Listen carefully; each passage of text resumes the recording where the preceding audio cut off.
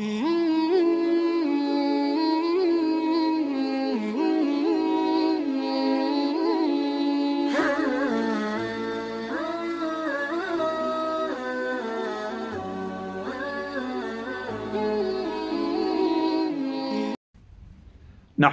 ونصلي على رسوله الكريم أما بعد عن أبي قتادة رضي الله عنه عن النبي صلى الله عليه وسلم قال صيام يوم عاشوراء أحتسب على الله أن يكفر السنة التي قبله رواه مسلم۔ میرے محترم دوستو، ہوشیار اور چالاک تاجر ہمیشہ موقع کی تلاش میں ہوتا ہے اور ہمیشہ وقت کی تلاش میں ہوتا ہے، ایسے مخصوص وقت کی تلاش میں کہ جس میں وہ تھوڑی سی محنت کرے اور زیادہ کما لے۔ اسی طرح جو نیکیوں کا حریص ہوتا ہے اور کم وقت میں زیادہ سے زیادہ نیکیاں سمیٹنے اور اجر سمیٹنے کا جس انسان کو شوق ہوتا ہے تو وہ بھی ان ایام کی تلاش میں اور انتظار میں ہوتا ہے۔ اللہ رب العزت نے پورے سال کے اندر کچھ مخصوص ایام اور اوقات ایسے رکھے ہیں کہ انسان ان میں تھوڑی سی محنت کرے، زیادہ کما لے۔ جیسے کہ پچھلے مہینے یوم عرفہ 9 ذی الحجہ کے بارے میں اللہ کے رسول صلی اللہ علیہ وسلم کا ارشاد ہم نے سنا تھا کہ صیام یوم عرفہ احتسب علی اللہ ان یکفر السنة التي قبلہ والتي بعدہ، کہ یوم عرفہ کے روزے کے بارے میں مجھے اللہ رب العزت کی ذات عالی سے امید ہے کہ اللہ تعالی اس کی وجہ سے 1 سال پہلے کے اور 1 سال بعد کے گناہ معاف فرما دیں گے، 2 سالوں کے گناہ۔ اسی طرح یوم عاشوراء 10ویں محرم الحرام کا جو روزہ ہے، اس کے بارے میں نبی کریم صلی اللہ علیہ وسلم کا ارشاد میں نے آپ کے سامنے نقل کیا، جس میں آپ صلی اللہ علیہ وسلم ارشاد فرما رہے ہیں کہ اس دن کے روزے کے بارے میں مجھے اللہ رب العزت کی ذات عالی سے امید ہے کہ اللہ تعالیٰ اس کی وجہ سے 1 سال گزشتہ کے گناہ معاف فرما دیں گے۔ تو یہ بہت بڑی فضیلت ہے، اس کی حرص کرنے کی اور اس کا شوق کرنے کی ضرورت ہے۔ میرے محترم دوستو، عاشورہ کا جو روزہ ہے، 10ویں محرم الحرام کا جو روزہ ہے، یہ نہیں ہے کہ صرف اسلام کے اندر یہ شروع ہوا، بلکہ زمانہ جاہلیت سے اس دن کا احترام اتنا زیادہ ہے کہ وہ لوگ بھی اس دن روزہ رکھا کرتے تھے۔ چنانچہ امی عائشہ صدیقہ رضی اللہ تعالی عنہ کی حدیث کے مطابق زمانہ جاہلیت میں قریش یوم عاشورہ کو روزہ رکھتے تھے، اور پھر نبی کریم صلی اللہ علیہ وسلم بھی روزہ رکھا کرتے تھے، بعثت سے پہلے، نبوت سے پہلے بھی اور نبوت کے بعد بھی۔ پھر آپ صلی اللہ علیہ وسلم جب مدینہ منورہ تشریف لائے تو دیکھا کہ یہود بھی اس دن میں روزہ رکھ رہے ہیں، تو آپ صلی اللہ علیہ وسلم نے پوچھا کہ تم اس دن کیوں روزہ رکھتے ہو؟ تو انہوں نے جواب دیا کہ یہ وہ دن ہے، وہ عظیم دن ہے کہ جس میں اللہ رب العزت نے حضرت موسیٰ علیہ السلام اور اس کی قوم کو یعنی بنی اسرائیل کو فرعون کے عذاب سے نجات عطا فرمائی تھی، اور فرعون کو اور اس کی قوم کو اور اس کی آل کو اللہ رب العزت نے غرق فرما دیا تھا۔ تو موسیٰ علیہ السلام نے بھی بطور شکر کے اس دن روزہ رکھا، ہم بھی اپنے پیغمبر کی اقتداء میں بطور شکر کے اس دن روزہ رکھتے ہیں۔ تو آپ صلی اللہ علیہ وسلم نے ارشاد فرمایا انا احق بموسیٰ منکم، کہ میں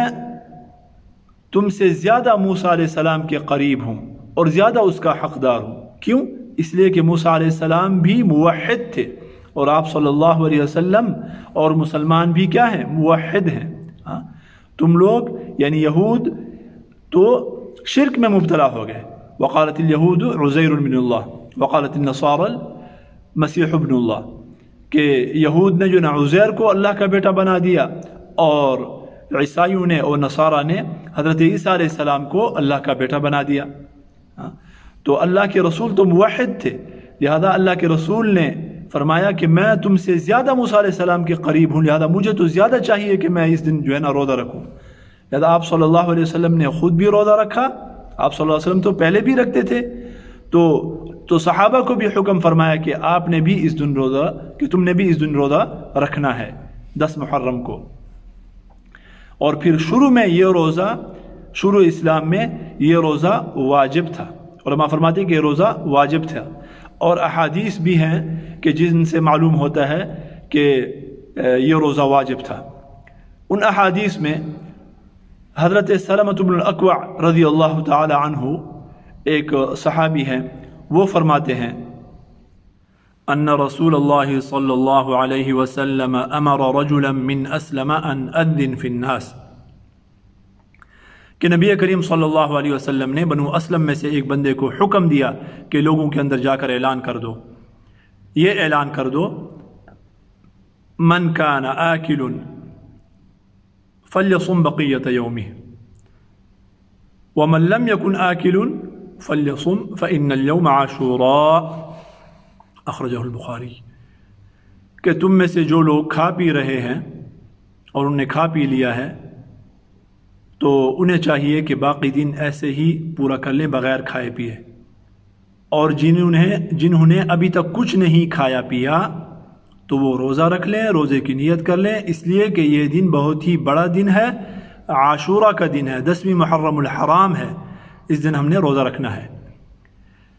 پھر ایک دوسری صحابیہ ہیں حضرت ربیع بنت معوذ رضی اللہ تعالی عنہ، وہ فرماتی ہیں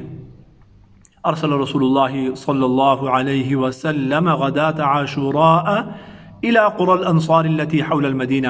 کہ نبی کریم صلی اللہ علیہ وسلم نے ایک قاصد بھیجا عاشوراء کی صبح کو ان بستیوں کی طرف جو کہ مدینہ منورہ کے آس پاس آباد تھیں، اور اس کو بولا کہ وہاں پر جا کر لوگوں کو بول دو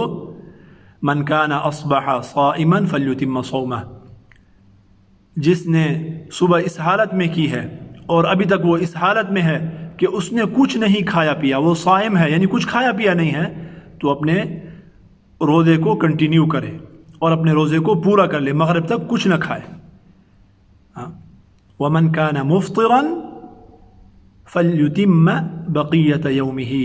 اور جس نے افطار کر لیا ہے مطلب کھا پی رہا ہے تو اسے چاہیے کہ وہ بھی باقی دن کچھ کھائے پیے نہیں، بلکہ شام تک اور مغرب تک ایسے ہی رہے۔ تو آگے صحابہ فرماتی ہیں فَكُنَّا بَعْدَ ذَلِكَ نَصُومُهُ، جب یہ اعلان ہو گیا تو اس کے بعد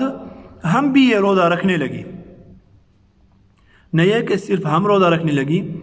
بلکہ وَنُصَوِّمُهُ صِبْيَانَنَا الصِّغَارَ، ہم یہ روزہ اپنے چھوٹے بچوں کو بھی رکھواتی تھی۔ یہ صحابیات تھی، یہ ان کا شوق تھا، یہ ان کا جذبہ تھا، بچپن ہی سے اپنے بچوں کی تربیت کی۔ الحمدللہ آج بھی ایسی بہت ساری خوش نصیب مائیں اور والدین ہیں جو کہ بچوں کو نیکیوں کی عادت بچپن ہی سے ڈالتے ہیں، روزے بھی رکھواتے ہیں الحمدللہ۔ ہمارے گھروں میں بھی شکر الحمدللہ، اللہ پاک اس میں مزید ترقی عطا فرمائے۔ اور پھر فرماتی ہیں وَنَذْهَبُ إِلَى الْمَسْجِدِ،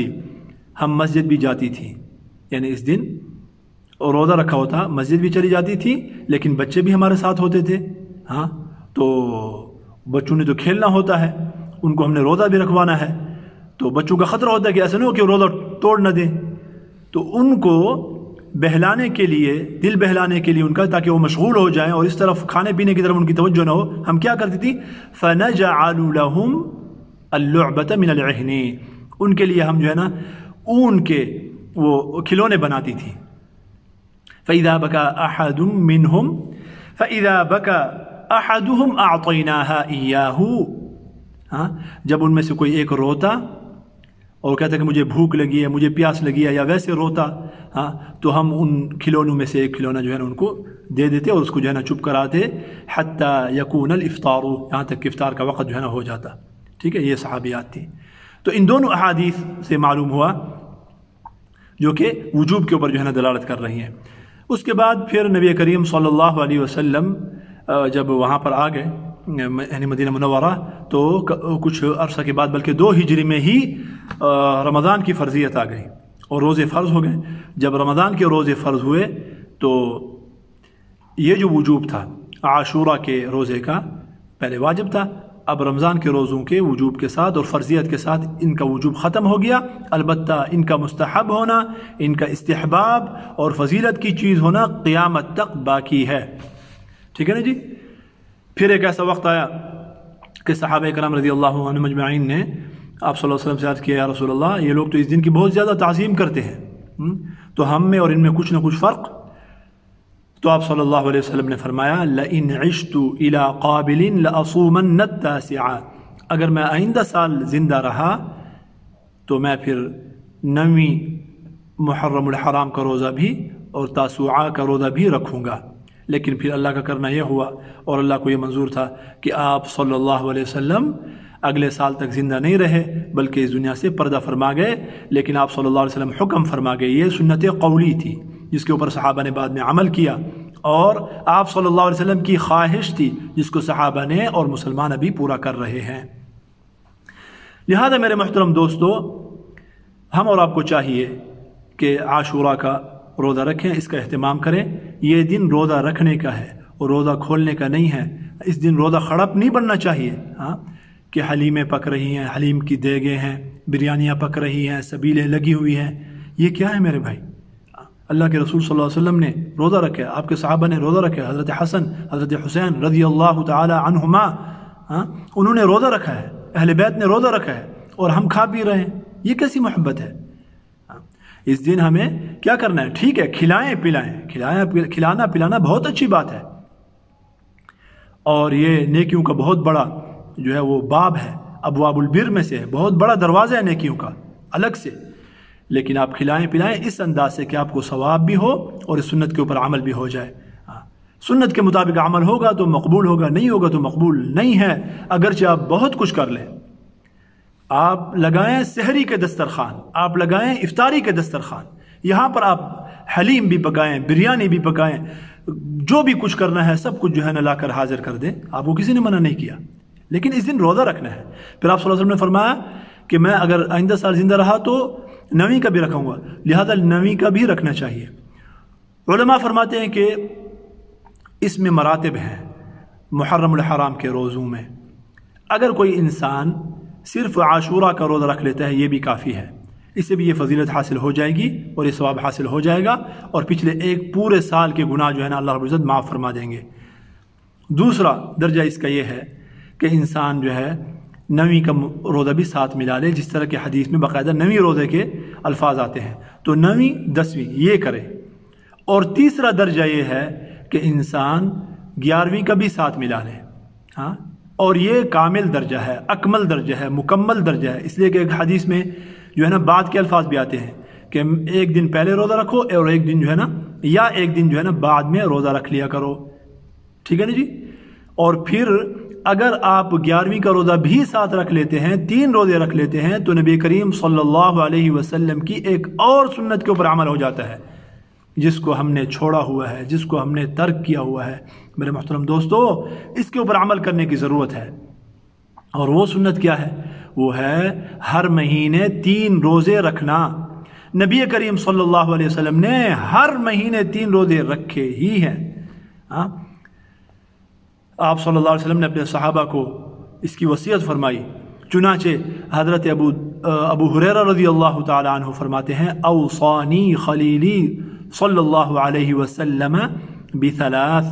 کہ میرے خلیل حضرت محمد صلی اللہ علیہ وسلم نے مجھے 3 چیزوں کی وصیت فرمائی،